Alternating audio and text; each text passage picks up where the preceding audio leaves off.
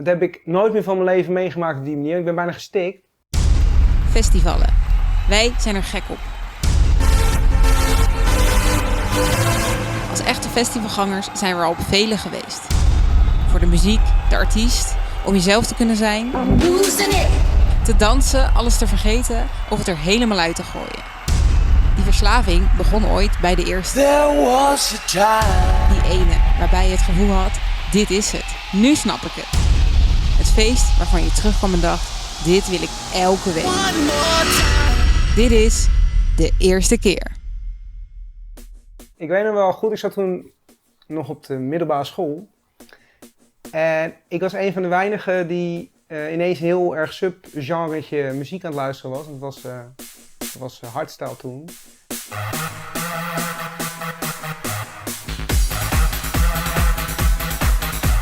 Maar dat vond ik fucking vet. Maar ik wou constant naar zo'n feest toe. En in die tijd was er eigenlijk maar één feest waar je echt naartoe moest. En daar wou ik al 5 jaar lang naartoe. En dat was Sensation Black.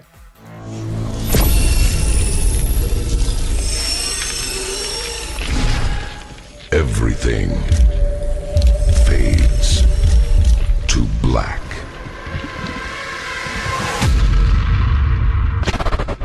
Nou ja, nu achteraf gezien is het een pionier geweest als feest. Wat natuurlijk ook heel anders was in die tijd, is van toen had je niet YouTube. Dus de reclame voor die feesten, het kwam alleen maar tot je met radio. En, dat hadden ze heel super slim gedaan, ze hadden toen een anthem was een ding. Dat was eigenlijk de reclamecampagne van het feest. Sensation die creëerde elk jaar een anthem, die is geproduceerd door een of andere lijpe artiest. En die gooiden ze dan een half jaar van tevoren de muziekzenders op. Want toen keken we allemaal nog naar Team F en de Box en MTV. En dan weet je, er was één grote reclamecampagne van 4 minuten met een fucking vet nummer eronder. En dat pakte je. En dat was ook hetgene wat me dus al 5 jaar lang bezig hield. Ik moet hier naartoe, fucking vet muziek!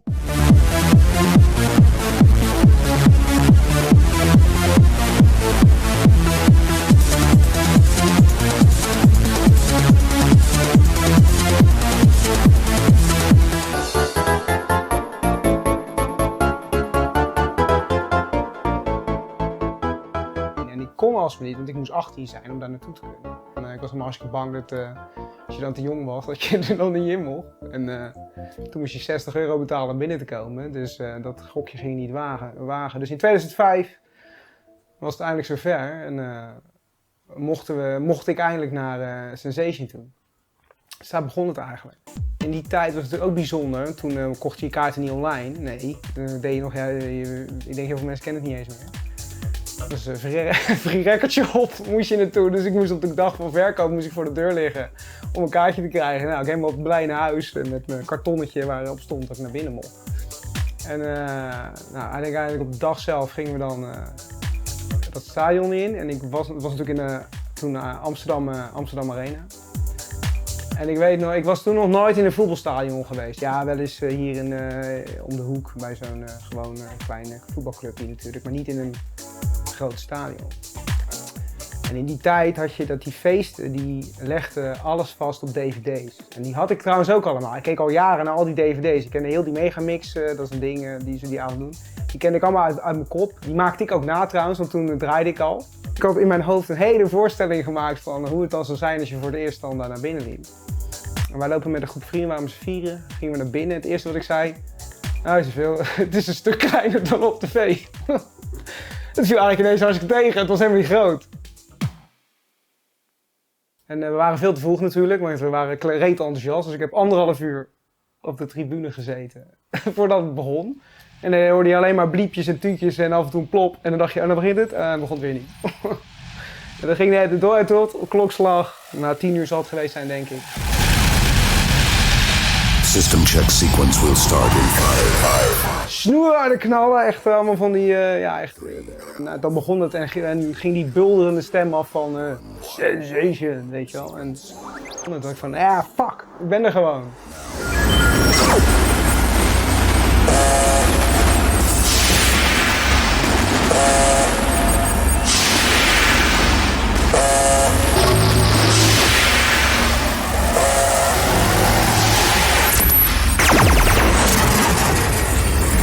Yves de Writer.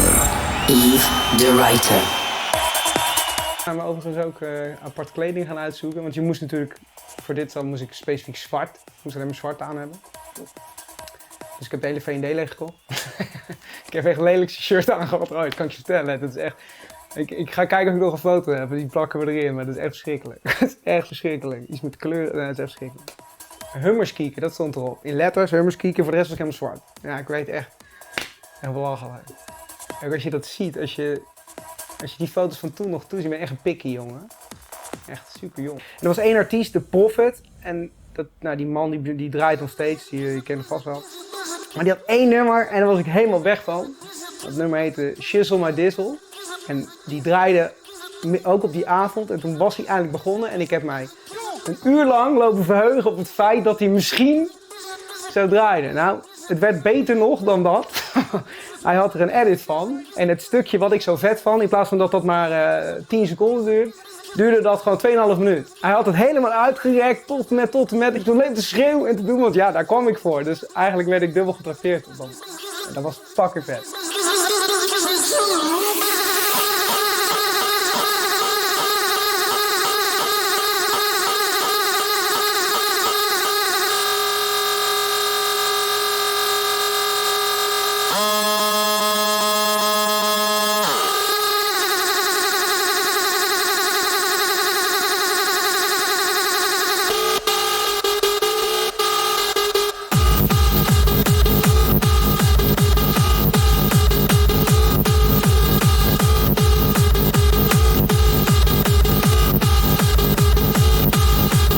Wat vond ik zo vet aan het feest? Want ik was er dan eindelijk, maar wat vond ik nou zo cool aan het feest?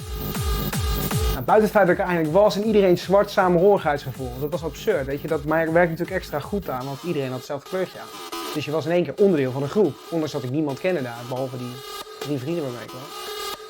Dat werkt heel erg mee. Het geluid stond knijterhard en gewoon uiteindelijk het daar zijn. Dat ding waar ik al 4, 5 jaar lang naar zat te kijken op televisie. Nu mocht ik er eindelijk zelf tussen staan. Meebeleven. En dat ging ook maar door. En ja, gewoon de absurditeit die er was. Ik bedoel, ze hebben die halve arena in de fik gezet natuurlijk. Dit had ik nog nooit meegemaakt. Het vloog over me heen, langs mijn oren en gewoon, maar gewoon de overweldigende was dat de hele avond was. Dat maakt het zo vet.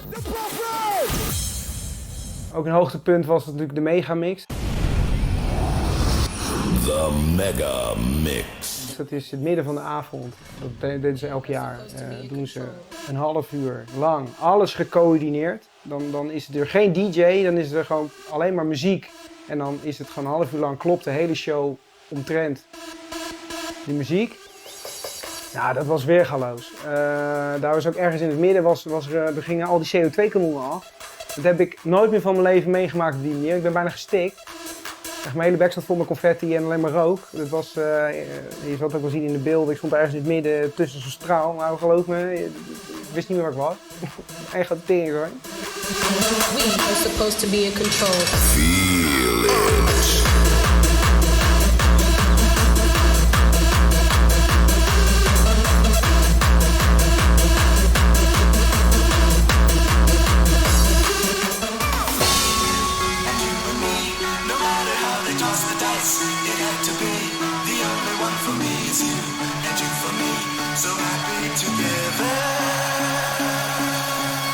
In die tijd deed je het gewoon puur op een biertje. Ik dronk alleen maar bier. En ik danste het hart van iedereen. Er was helemaal niets voor nodig. Je ging alleen maar door en om me heen werden er steeds meer laven. Maar ik bleef maar gaan, eindelijk alles eruit. En dat was gewoon episch.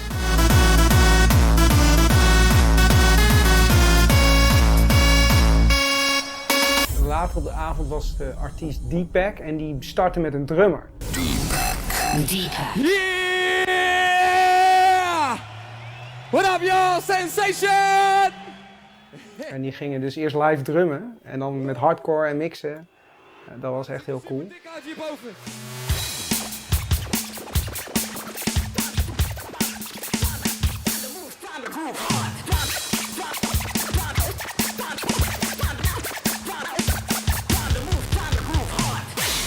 Yeah.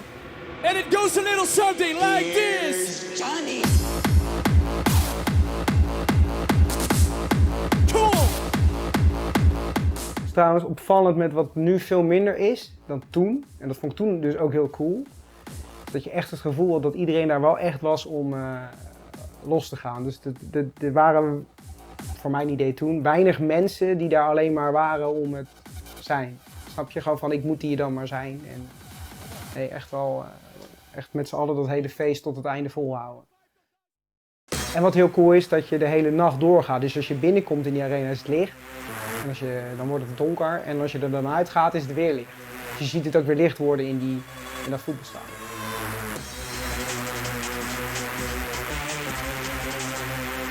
En de eerste keer dat die speaker daar aanklapte, nou dat was niets vergeleken met die club. Er stond gewoon 40.000 man te schreeuwen. Ja, 40.000 man te blaren. Nou, dat gevoel dat toen tot me kwam. Toen dacht ik, ja, dit is de reden waarom ik daar dus wil zijn. Dit is wat ik zocht. Dit is zo fucking vet. Het is allemaal... En dat is gewoon cool.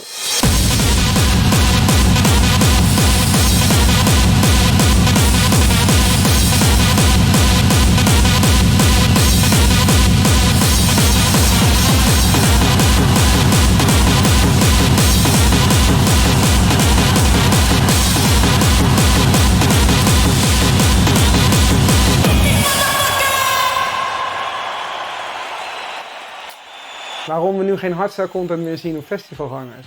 En dat ik daar toch begonnen ben. Ik denk dat ik 10 jaar lang vol in die hardstyle zat. Maar ik ging steeds meer ook in mijn eigen muziekkeuzes afdwalen. Dat gaat dan langzaam.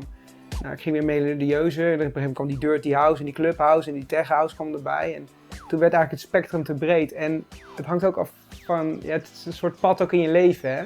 Je ontmoet mensen, je ziet bij andere mensen niet meer. En dat helpt ook mee aan dat je dus gaat afbuigen. En ik moet ook zeggen, als ik naar de hedendaagse hardstyle luister, het is allemaal heel erg raw geworden en dat spreekt mij niet meer aan. Ik was vroeger van het hele simpele en uiteindelijk werd het melodieus.